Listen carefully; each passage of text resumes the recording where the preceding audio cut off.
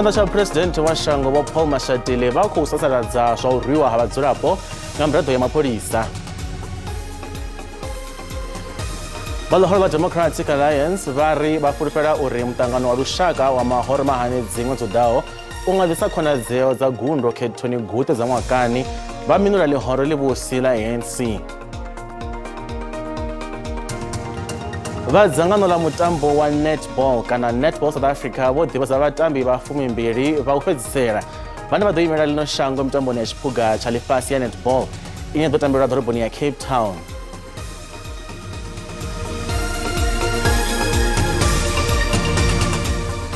Nda ndi madekwana nṋe ndi pfi tshanduko ḽigege ndi khou ṱanganedza kha mafhungo a Tshivenda fhano kha SABC 2 ndo hafhu nda livhuwa u shelelwa nga vhone hanefho hayani zwi nyita muthu. Fhungo ḽa u thoma ḽi ri tshanḓa tsha President wa shango wa Paul Mashatile vha khou sasaladza zwa u rwiwa ha vhadzulapo nga miraḓo ya mapholisa. Tshiwo itshi tsho bvelela kha bada khulwane ya N1 ḓoroboni ya Johannesburg mafheloni a vhege. Vhaofisiri avha vha mapholisa vho kona u ḓivhea uri ndi vho nnyi nahone vha pfi ndi miraḓo ya khethekanyo ya u linda vho Mashatile. Kha tshitatamennde tshavho vho Mashatile vha ri vha hanedzana tshoṱhe na zwiito zwa mapholisa vhane vha shumisa maanḓa lwo kalulaho zwihulusa kha vhadzulapo vha songo ḓiṱamaho. Tshiwo itshi tsho fodiwa nga video nga vhadzulapo nahone tshi khou leledza kha zwileludzi zwa vhudavhidzano. Vha ino khasho ya SABC vho fara nyambedzano na muambeli wa vho Mashatile vhane vha vha vho Vukani Mde. Uya nga tshitatamennde tshe tsha bviswa nga ofisi ya vho Mashatile vha ri vho ḓivhadzwa nga ha tshiwo tshe tsha bvelela tshine tsha kwama miraḓo ya tshipholisa vhane vha khou ṱumanywa na tsireledzo yavho.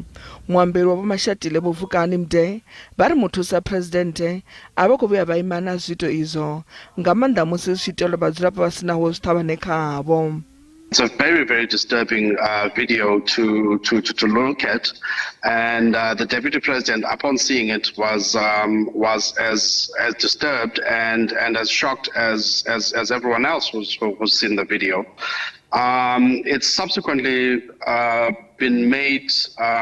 We've subsequently been made aware that the people who are in the video who are depicted behaving in this way are actually SAPS members who were at the time attached to the Deputy President's protection detail, although they were not with him, they were not protecting him at the time.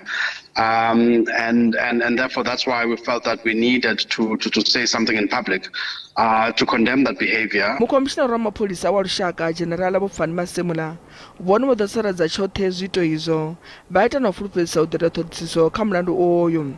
Vho Masemula ndi vhe nga vhuya vha ri miraḓo ya tshipholisa mushumo wavho ndi wa u tsireledza lushaka nga nḓila i ṱhonifheaho.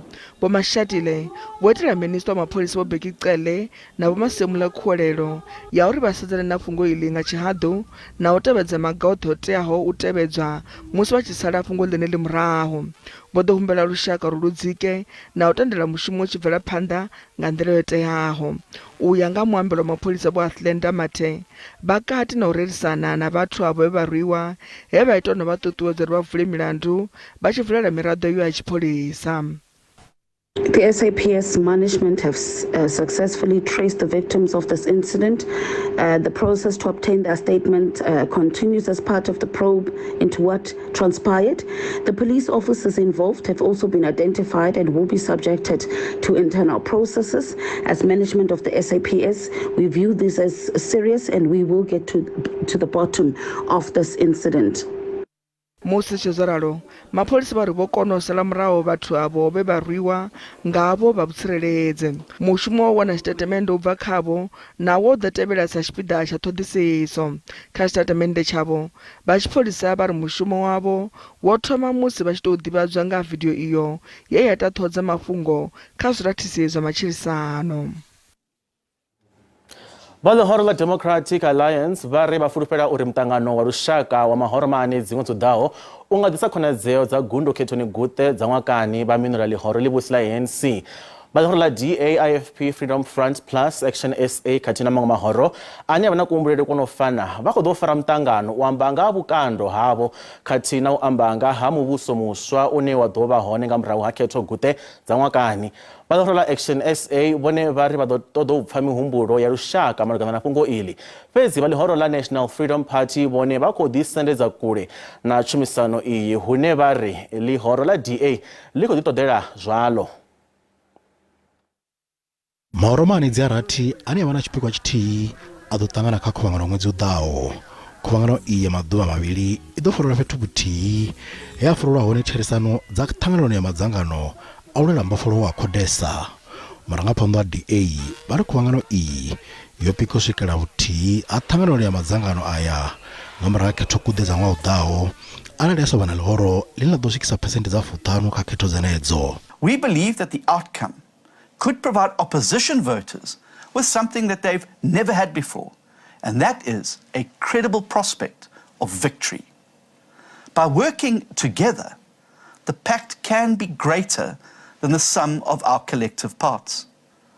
By showing that South Africa can be rescued if we only have the courage to stand together, I believe that the pact can energize the 13 million voters who are not registered to do so, and give the 14 million people who are registered but failed to vote in 2021 a new reason to vote. Now zoralo liora la NFP liri alindoshela mlenje ka khuvangano iyo. By responding to their invitations was merely honoring the invitation. It has got nothing to do with us agreeing to work with them because we've got nothing in common. The DA has got a particular interest, whereas the NFP represent the poorest amongst our society. Zvichazvararo Steenhuisen vosasaradza zvikuru zvina kuhumbulori vorami modoro vorwiwa nga chigwara chamapurisa vatsireredzi vatompei kabada kurane Johannesburg. Zvifanyiso zvacho ichi zvaonera zvichikoleredza kha zvileludzi zva vhudavhidzani. Steenhuisen vari izvi ndi ushumisa manda nga ndira yokhakheyawo. Let me start this morning by expressing my absolute condemnation of the violent attack on motorists by members of the ANC's VIP Protection Force. Many of us have seen the horrific video by now, showing a gang of heavily armed men assaulting helpless citizens. Now let's be clear about one thing. What we see in that video represents exactly what the ANC really thinks of the people of South Africa. We, all the people of South Africa, are the ones down on the ground. And the ANC are the thugs masquerading as a government, stomping on our necks. Na dorobo wa Tshwane Bosilia Brink wa amba na Mafhungo na musinga chimo cha masheleni doroboni ya Tshwane kati na mvela phanda ene bono iita ulingedza ubeza chimo cha zwa masheleni ngonani. Dorobo ine ya va mstanda wa lino ndi ine ndi kale yo ambarelwa nga khaedu dza utambiswa ha masheleni kati na chomedzo yo tahalaho zwa sia uchivana chiwo cha utaha bulwadze ha cholera. What's important is not just the amount, but how long you've owed it. Eskom is in the area of 1.7 billion, where arrears about 3 months. Rand Water is just over 600 million in arrears for a shorter period of time. Now, we don't want to compare and say things aren't as bad, but there are municipalities that have owed much more money over many periods or longer periods of time. The point is we don't want Tshwane to be in that territory. We want to be candid about the extent of the money that we owe, about the things that we're doing on the inside to improve our own revenue collection ability, to improve our cash flow, to respond to the findings of the Auditor General, and I think it's important that the public know about it. So we're not in denial. We are also, I don't think, in a crisis, but we're in a critical condition. And what I hope to convey today was the steps that we're taking from the inside out, not blaming anyone, not finger pointing. We do owe the money. We're not running away from our creditors, and we want to give the public the assurance that we are making changes in order to put ourselves in a better financial position. Muhaturi bo rata mokgwatleng di bone muhaturi muswa ana do chimtsa tsengo ya bulayo la mutambo wa kale wa bafana senzo meyiwa musi ishita kuchedza ngala fumisumbe la unongwezi wa Fulwana vho Mokgwatleng vha khou dzhena vhuimoni ha muhaṱuli vho Chief wa Maumela vhane vha vha na biso vhe vha dovha vha imiswa mushumoni malugana na zwine hapfi vho balelwa u ṋekedza khaṱhulo dzo fhambananaho nga tshifhinga tsho fanelaho. Vho Mokgwatleng vho no ḓitshimbidza tsengo dza milandu mihulwane u fana na tsengo ya muhulwane wa kale wa zwa vhusevhi vho Richard Mdluli. Vha ino khasho ya lushaka ya SABC vho amba na muhulwane wa vhutshutshisi ha private kha dzangano la AfriForum Advocate vho Gerinel. We were informed yesterday that Judge Mokgwatleng will be presiding over the matter. May we just express our best wishes to Judge Maumela and his family. They're going through a very difficult time at the moment. Having said that, it's unfortunate the trial will have to start de novo. So that just means we start from the beginning. The case will have to plea again. We'll have to lead all the evidence that's been led thus far. We'll have to testify again. It's very difficult for the Miwa family to understand why and to realize that they have to go through everything that they've been through again, and that the closure has been extended with quite a few months further if we get to closure. But may we just say that Judge Mokgwatleng comes with a wealth of experience. And interestingly enough, Judge Mokgwatleng is a soccer star in his own right. He played soccer for Pirates and Chiefs before he practiced. So we hope that the prosecution will now focus on the relevant evidence. Zwa zwino ri vha ḓisela vhupfiwa ha vhaṱaleli nga iḽi fhungo ḽa tsengo ya bulayo ḽa senzomeyiwa. Vhupfiwa vhu tevhelaho ndi ya vhaṱaleli a si ya ino khasho ya SABC. Nda u ya nga nṋe a thi vhoni hu khou humbulela kwa vhuḓi ho kokori mulandu kha thomolosiwe fhasi ngauri mulandu hoyu musi u tshi ita dziṱhoḓuluso zwi ḓo dovha hafhu zwa dzhia tshifhinga tshilapfhu hu sathu gwevhiwa vhathu vhane khamusi vho ita mulandu hoyu. Ndi process ndapfusa heyo zwo thomolosa mulandu fhasi. Nda zekelesa nga misi bva kha ḽa mashaḓoli ndi sokou vhona ungari zwiṅwe a ri tenda uri ndi nyimele ngauri mutakalo wa vho Maumela a u tsha tenda uri vha dovhe vha ime khothe ngauri ndi muthu ane a vha uri vha khou ḓivhaisela. Ndi ngazwo muphuresidennde wa shango vho dzhia ḽiga ḽa uri ndi khwine vha ḓi awatshela hayani hu ṱoḓiwe muṅwe ramilayo kana dzhaji ane a ḓo isa phanḓa na mulandu hoyunoni wa senzo na yandoni.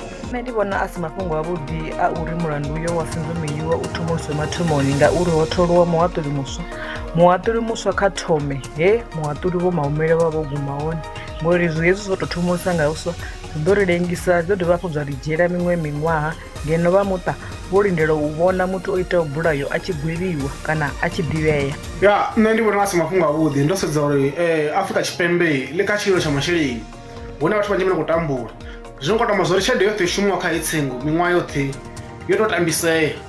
Ndaa Vhathu vho itaho mbilo dza mavu a Hamakatu vha khou vhona mulandu vha khomishini ya mbilo dza mavu dzingu ḽa Limpopo wa u tshimbidza mbilo dzavho nga u ongolowa. Vha ri zwi vho dzhia miṅwaha ya 18 musi mbilo yavho yo themendeliwa uri vha wane murahu mavu avho fhedzi na namusi vha tshe vho lindela.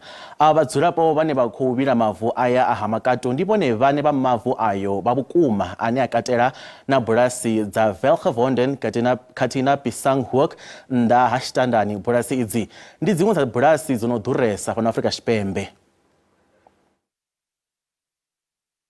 Mavu aya o ḓala mabulasi a Matanda, Mibomo na Thebvu.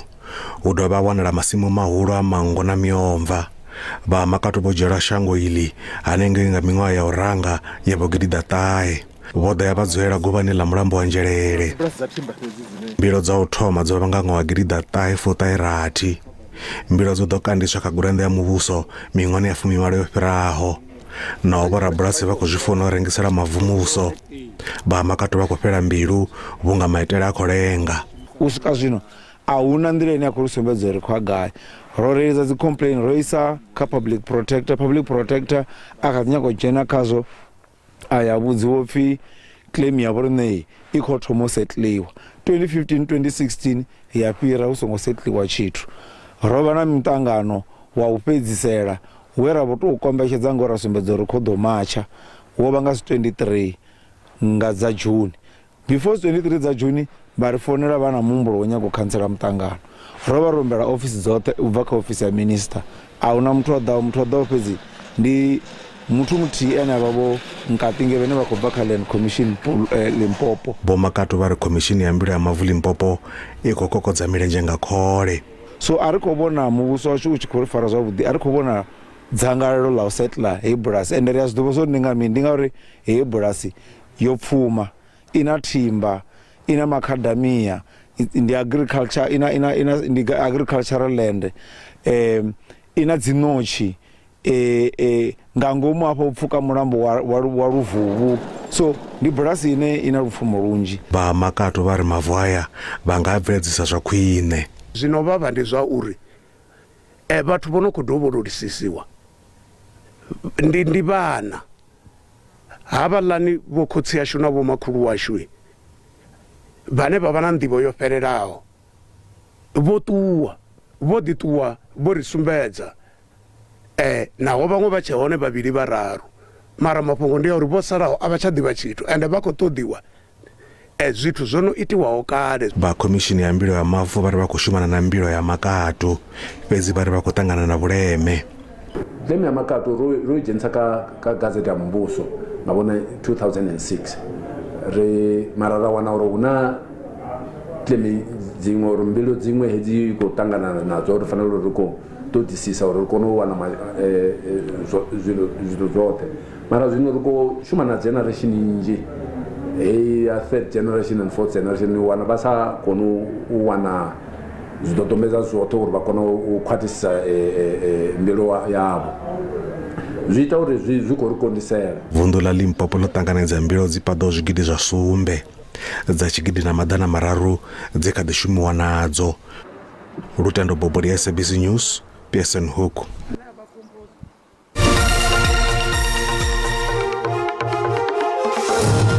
Zwino ri vha ḓisela mafhungo a zwa ikonomi hune randa ya vhonala yo sekena musi i tshi mamedzana maṅwe masheleni malwana ḽifhasi. Dollar ndi 18.62, bond ndi 23.70, euro ndi 20.30, pula ndi 1.09. Mikovhe JSE i fhasi. Kha zwibveledzwa musuku ndi $1,929, platinum ndi $920, oil i songo kunakiswaho ndi $75.93 nga fagi.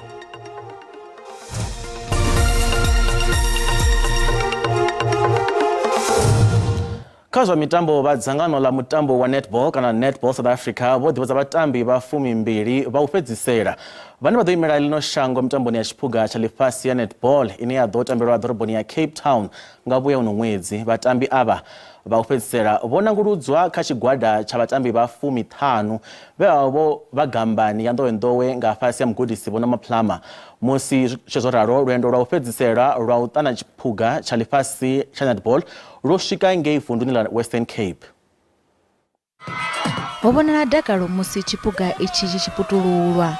Izwi zwi tevhela mushumo wa maḓuvha maṱanu wa u ṱana tshiphuga itshi vunḓuni ḽa Eastern Cape.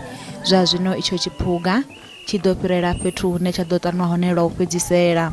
Sometimes it look impossible until it is done. We have not ever thought that we would be hosting a Netball World Cup in our wildest dreams. 60 years down the line, we are here. We are hosting this World Cup on behalf of Africa, not even on behalf of South Africa. Utani wa tshiphuga ichi a zwo ngo pika u ṱuṱula dzangalelo kha thonamennde ya ḽifhasi, fhedzi zwo pika u ṱuṱuwedza vhasidzana vhaṱuku uri vha ḓidzhenise kha mutambo wa netball. Never lose hope. Always tell yourself that if she can do it, I shall. Not I can, I shall. At the end of the day, it's about you pursuing your dreams and dreaming, and after you dream, you must follow your dreams and tell yourself that your background must never determine your destination. You can do it. I know you are a best netball player where you are. Never lose hope. Join clubs, play club netball, play district netball. One day, you'll be a sport here. Tshiphuga ichi tshi ḓo dovha hafhu tsha ṱaniwa fhaḽa Plettenberg musi tshi sa athu ṱaniwa vhuponi ha Beaufort West na Prince Albert. U bva afho tshi ḓo livha ngei George, Hattonsbos na ngei Riversdale Matshelo. U bva afho tshi ḓo livha kha dzingu ḽa Boland na Swartland nga vhuya ino vhege tshi sathu ya fhaḽa West Coast. Mushumo uyu wa u ṱana tshipuga ichi u ḓo fhelela fhaḽa ḓoroboni ya Cape Town nga ḽavhuṱanu musi tshi ḓo ṋetshedzwa masipala wa ḓorobo iyi. And it's an opportunity for our young girls to let them practice and know that they can make use of these opportunities to have a safe haven, to just be holistic and believe in themselves. Mitambo ya tournament ya ḽifhasi ya tshipuga tsha netball I ḓo farelwa fhaḽa Cape Town International Convention Centre u bva nga ḓuvha ḽa vhu28 uno ṅwedzi u swika nga ḓuvha ḽa vhu-rathi ḽa ṅwedzi wa Ṱhangule. Ana musi mafhungo o guma hanefha Jennifer Matsila wa tevhela na mutsho a madekwana vhuḓi nda